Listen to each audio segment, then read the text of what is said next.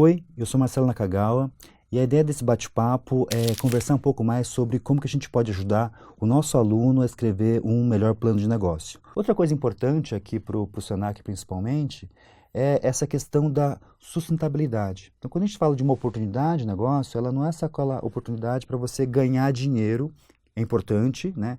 É a parte principal para você manter o negócio sustentável, é importante que o negócio dê lucro, mas também é importante que você pense aí no que a gente chama de triple bottom line, né?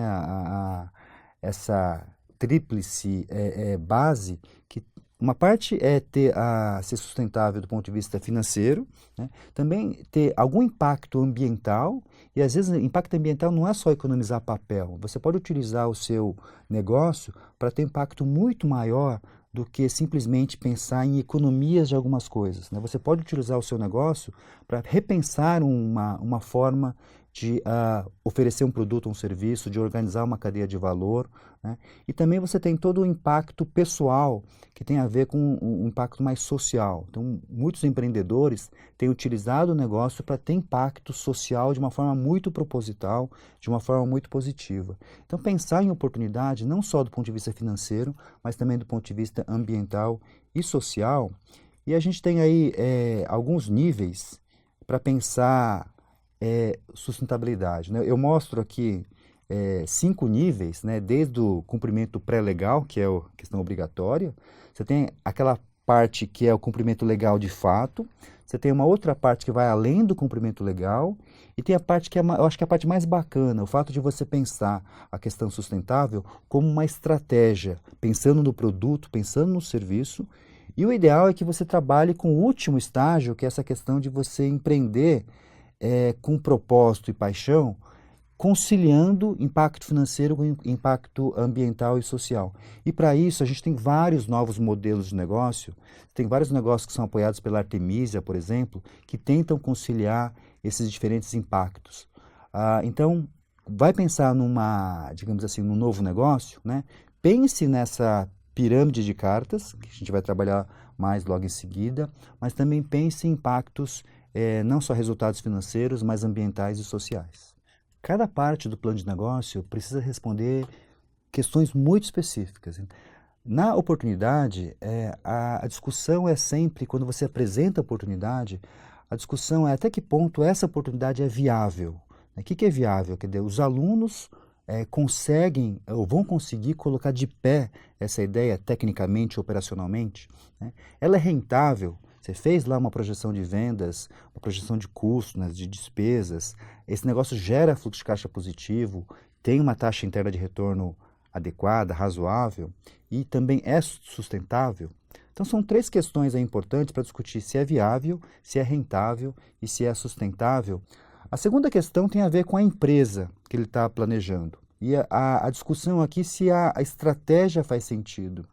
E essa estratégia ela é muito ampla, mas você deveria responder, ou pelo menos o aluno deveria responder algumas questões, né? Além de ser sustentável, que a gente já discutiu anteriormente, mas se ela tem vantagens competitivas sólidas, que ele consiga defender. Então, você está pensando em montar um negócio, até que ponto esse negócio, perante a concorrência, ele vai ter alguma inovação, alguma diferenciação, e até que ponto isso é defensável, é sustentável, é, de uma certa forma, mais sólido. Terceira questão tem a ver com o produto. Até que ponto esse produto é o ideal para capturar essa oportunidade que você está planejando. Então tem que reforçar muito quanto que o aluno foi a campo e aprendeu do mercado, validou com o mercado, se o mercado de fato demanda isso, quer comprar isso, né?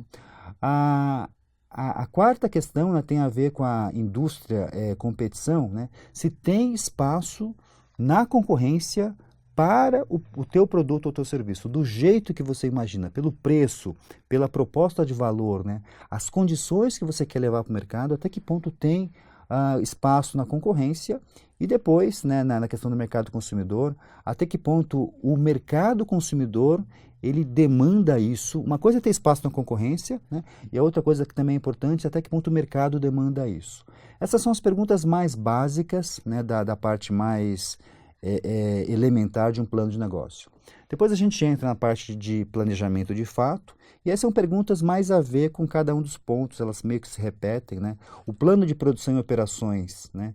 Eles são os mais adequados, né, para o produto e para o mercado. Você está imaginando montar um negócio operacionalmente, mas essa é a forma, entre aspas, talvez a mais vantajosa para você começar nesse momento. Às vezes, o empreendedor ele quer montar um negócio do ponto de vista operacional o mais perfeito possível. E o mais perfeito possível talvez custe muito caro. Será que você não consegue pensar numa situação um pouco mais simples, que você consiga ir crescendo, né, nos próximos meses aí, com relação à produção e operações? A parte do marketing e vendas, né, elas são as mais adequadas para você levar o produto ao mercado, passando pela concorrência. E aqui tem hoje uma discussão muito grande de, por exemplo, marketing online. O marketing também pessoal, que você vai a campo também vender o produto ou seu serviço. Depois tem a parte das perguntas do time, né? Até que ponto o plano de recursos humanos está de acordo com o plano de operações e o plano de marketing e vendas. E aí no final, né, o plano financeiro ele comprova a existência da oportunidade de fato. Então você vai chegar até a última parte do plano de negócio, que você deveria, né, o aluno deveria preencher aí uma planilha, e essa planilha deveria voltar lá no início do plano de negócio e deveria demonstrar, do ponto de vista financeiro, que o negócio ele é viável financeiramente, ele é rentável e ele é sustentável. Depois dessas perguntas mais básicas, que no final são as perguntas mais importantes de um plano de negócio, essas perguntas aqui vão obrigar o aluno a pensar em como que a empresa vai continuar identificando oportunidades, né? Como que ela vai ser a melhor ou a maior empresa do segmento em que ele ou ela pretende atuar, né? Como que a empresa vai continuar desenvolvendo produtos vencedores? Como que você vai continuar atendendo da melhor forma as necessidades de mercado? Como que você vai ser melhor que a concorrência de uma forma contínua? Como que você vai ter a produção, né, o plano de produção e operações o mais eficiente possível? Como que você vai aumentar as vendas com o mínimo de investimento em marketing? Como que você vai ter os melhores desempenhos das pessoas, né, com o menor custo? E aí no final, como que você vai ter a melhor rentabilidade? São perguntas mais estruturadas, né? Talvez o aluno não precise ter essa resposta, só aquelas mais básicas já você consegue ter um bom plano de negócio, mas isso são perguntas que o aluno, depois de empreender, ele vai ou deveria se perguntar o tempo todo, né? Como que eu tenho o melhor negócio? Como é que eu vou montar a melhor ou a maior empresa? Como que eu vou ter a melhor rentabilidade? Uma das dúvidas mais comuns é sobre a ordem de você escrever um plano de negócio. Há uma ordem para você apresentar, né, como uma escola de samba que tem uma ordem para você contar uma história, e tem uma ordem também para você escrever o plano de negócio. Eu sempre recomendo que você comece com a apresentação da oportunidade, mas um rascunho, em que você vai contar de uma forma bem simples, de uma forma ainda bastante inicial, o que é a oportunidade que você está imaginando. Depois você deveria falar um pouco mais do produto ou do serviço, né? E depois falar da análise do mercado consumidor. Depois vai para a análise da concorrência e depois volta para falar sobre o que é a empresa que você está planejando. Essa ordem ajuda a você ter ideias, validá-las no mercado, coletar informações e depois planejar melhor o negócio. Depois, você deveria ir para a parte de produção e operações, marketing e vendas, recursos humanos e finaliza com a parte financeira, volta para a parte inicial, que é a apresentação da oportunidade. Com isso, você vai ter informações sempre antecipadas que você vai utilizar no próximo bloco, né? Tirando a oportunidade, que na verdade é um achismo no início, mas depois você finaliza quando você retoma com as informações de todo o plano de negócio, mas primeiro você começa pensando no produto ou serviço. Vai para o mercado, vê se tem demanda ou não, até que ponto o mercado consumidor tem interesse por aquele produto ou não. Tem interesse, começa a analisar também a parte da concorrência, né? analisando o mercado consumidor, você começa a entender hoje, né, o mercado está sendo suprido por quem? Quais são os seus concorrentes diretos e indiretos? Com essas informações de produto, mercado consumidor, concorrência, você tem uma melhor percepção, um melhor entendimento do que deveria ser o seu negócio, a estratégia, a diferenciação. Com base nisso, você deveria pensar aí na parte de produção e operações, porque você vai ter informações sobre demanda de mercado, sazonalidade, tipos de especificações que o mercado demanda. Depois você deveria pensar no marketing e vendas, porque você já tem informações não só da concorrência, mas do mercado consumidor. Com as informações de produção e operações e marketing e vendas, você tem uma ideia do que são as principais funções. Então escreve aí a parte do planejamento de recursos humanos e finaliza sempre com o planejamento financeiro, porque você deveria ter todas as informações para fazer projeções de vendas, projeções de custos, projeções aí de despesas, de tributos. Você deveria ter todas as informações para colocar num modelo financeiro e aí volta para a apresentação da oportunidade, fecha, finaliza o plano de negócio. Então essa é a ordem que facilita a elaborar um melhor plano de negócio. Agora a gente entra em cada parte do plano de negócio, discutindo aí cada detalhe de cada parte. E começando pela parte mais importante, que é a apresentação da oportunidade. Se você errar nessa parte, esquece.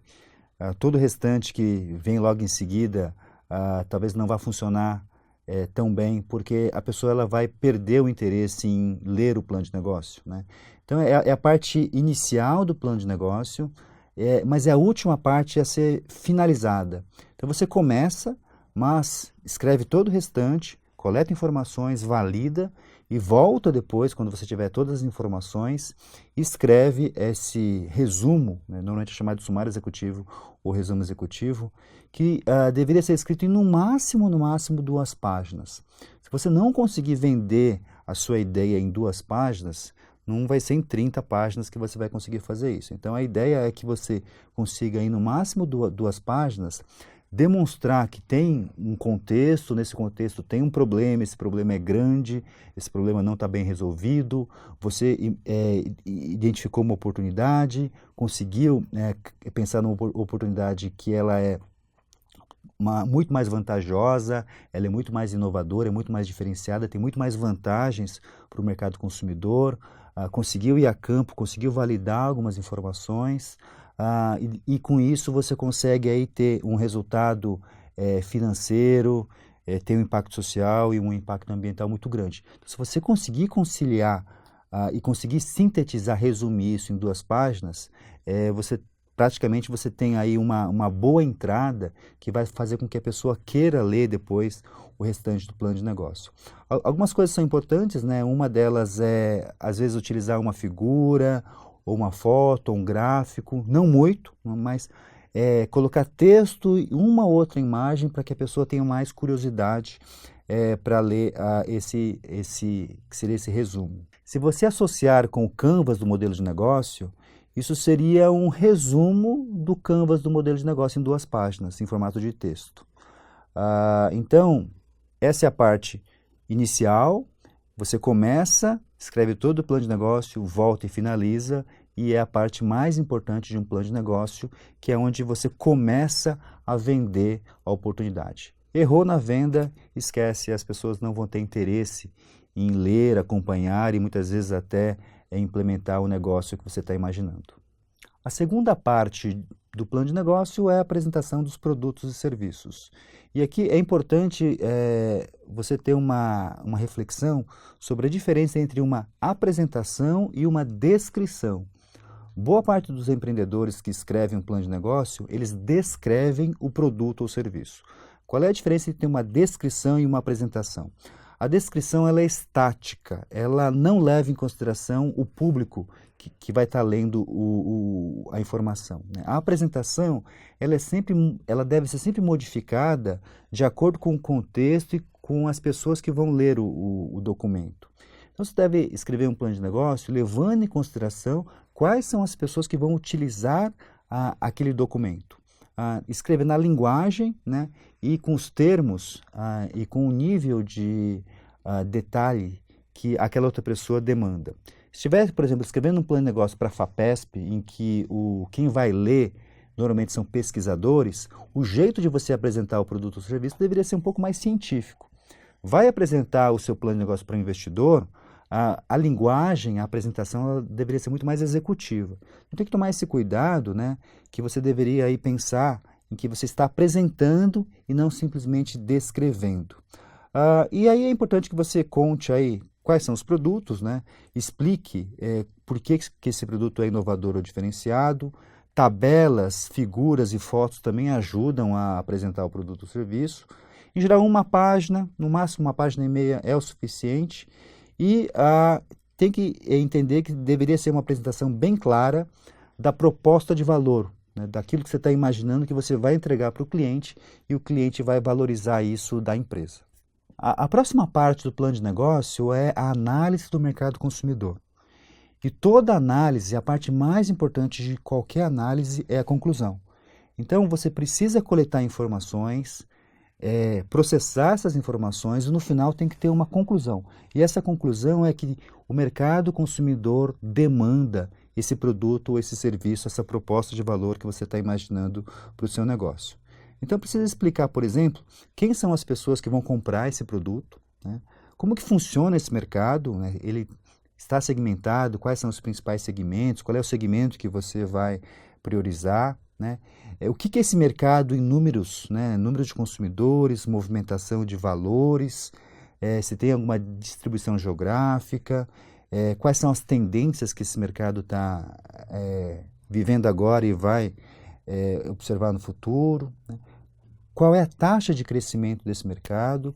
Então você precisa coletar uma série de informações e demonstrar que tem demanda do mercado consumidor para o seu produto ou o seu serviço. Essa é a parte mais difícil de um plano de negócio, porque normalmente essas informações elas não existem, elas não estão em nenhum lugar. E você precisa ir a campo, coletar as informações, fazer pesquisa de fato, conversando com os clientes e fazendo estimativas de tamanho de mercado, de crescimento, de valores. Então, assim, ele demanda do empreendedor a ida ao mercado, e muita gente às vezes não gosta, mas é a parte mais importante de um planejamento, e depois você vai ter, de uma certa forma, conviver com o mercado o tempo todo. Então, a análise do mercado consumidor, a gente precisa chegar no final dela, entender as informações e chegar à conclusão, olha, tem espaço, né, o mercado consumidor demanda o seu produto do jeito que você imagina. Agora a gente fala de uma parte que eu acho que é a parte que tem a maior pegadinha do plano de negócio, que é a análise da concorrência. Por que tem pegadinha? Normalmente o empreendedor fala, olha, meu produto é inovador, logo eu não tenho concorrência. É normal, assim, cada, 10 empreendedores, você vai escutar essa frase aí, 2, 3, 4, 5, 6 empreendedores. Ele ou ela imaginou um super produto, um serviço muito diferenciado, muito inovador, e vai chegar para você e vai falar, olha, eu não tenho concorrência, porque o meu produto é inovador, né? Então, normalmente eu falo, olha, das duas uma, ou você é um gênio, ou você é um idiota. Porque assim, normalmente, se você estiver resolvendo um problema do cliente, o cliente ele está resolvendo esse problema de alguma forma hoje. Então, mesmo que você tenha lá um produto que talvez não exista no mercado, se existir a dor, o problema do cliente, o cliente está tentando resolver de alguma forma, e essa forma é um concorrente, pelo menos, substituto.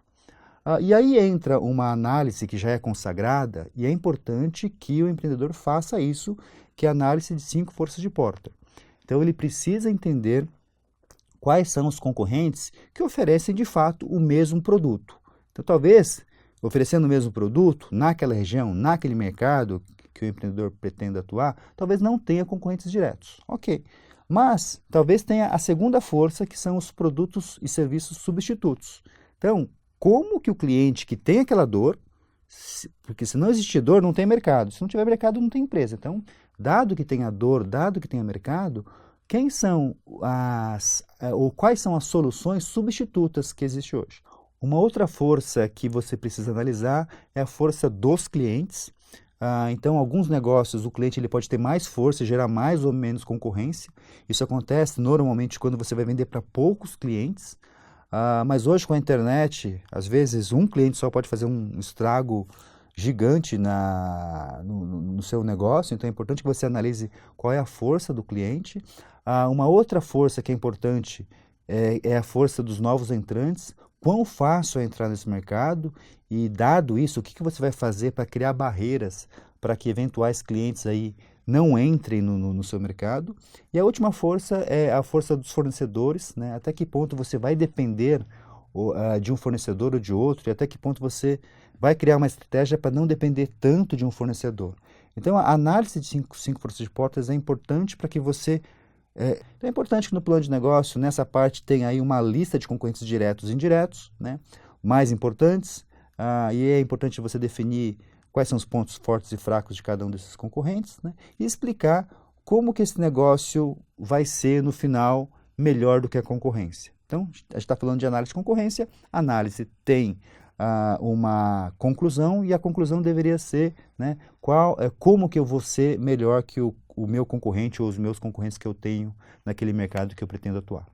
Agora a gente fala da apresentação da empresa, que é uma parte que a gente escreve no meio, né, do plano de negócio, mas quando a gente apresenta, é a segunda parte que entra depois da apresentação da oportunidade. E aqui nessa parte você deveria explicar, contar um pouquinho da origem da empresa, de onde surgiu a ideia, por que os empreendedores têm uma relação com aquele problema, com aquela ideia. Isso tangibiliza o negócio, dá um aspecto mais pessoal para o negócio, um envolvimento maior.